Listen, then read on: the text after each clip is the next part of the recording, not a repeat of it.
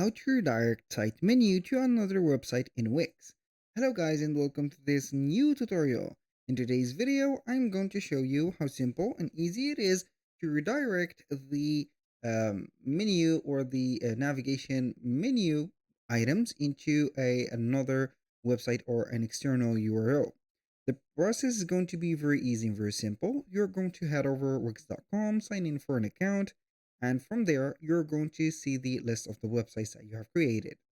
Just in case, and I repeat it, just in case, if you do not have a Wix website or you have some struggles using or getting, let's say, along with the Wix features and etc., go ahead and head over our channel and you're going to see tons of videos that we have created.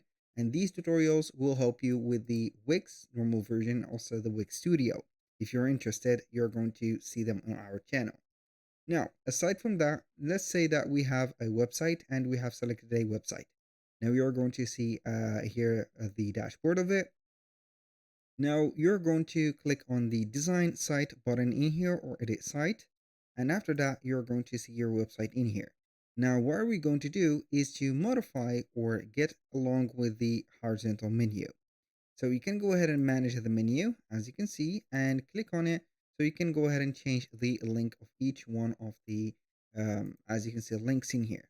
So you can go ahead and click on add menu item, and then we're going to see dynamic pages, site pages, link, sections, anchors, and etc.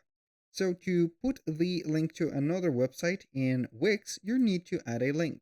And that link is going to be pasted or added to a web address. So for example, we're going to head over Canva.